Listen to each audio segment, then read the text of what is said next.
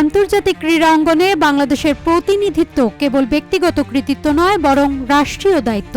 এমন ঘোষণাই দিলেন বিএনপির ভারপ্রাপ্ত চেয়ারম্যান তারেক রহমান। খেলাধুলাকে শিক্ষা ও জাতি গঠনের মূলধারায় আনার প্রতিশ্রুতি দিয়ে তিনি বলেন, ভবিষ্যতে যারা মাঠে ময়দানে দেশের পতাকা বহন করবে তাদের উন্নয়ন ও নিরাপত্তার সম্পূর্ণ দায়িত্ব নেবে রাষ্ট্র।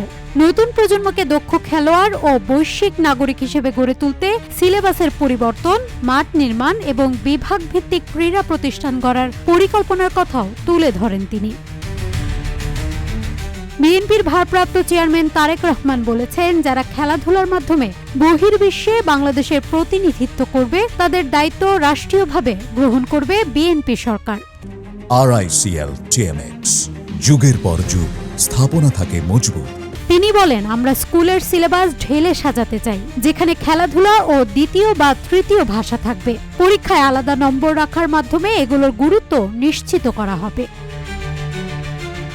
রোববার পশ্চিম লন্ডনের একটি 5 তারকা হোটেলে অনুষ্ঠিত আরাফাত রহমান কোকো স্মৃতি ক্রিকেট টুর্নামেন্ট 2025-এর পুরস্কার বিতরণী অনুষ্ঠানে প্রধান অতিথির বক্তব্যে তিনি এসব কথা বলেন।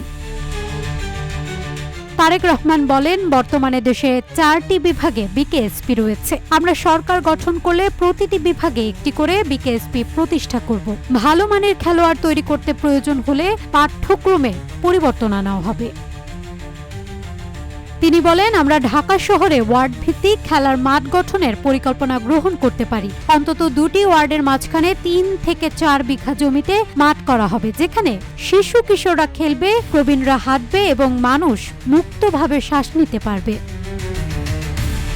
তারেক রহমান আরও বলেন, আমরা ডিসেম্বরের মধ্যে একটি অবাধ ও সুষ্ঠু নির্বাচন চাই। এই দাবিতে বিএনপির বহু নেতাকর্মী জীবন দিয়েছে, নিখোঁজ হয়েছে, নির্যাতনের শিকার হয়েছে। এটি জনগণের রাজনৈতিক অধিকার। এই নির্বাচনের মাধ্যমে এমন একটি সরকার প্রতিষ্ঠা করতে চাই যেটি দেশের মানুষের কল্যাণে কাজ করবে।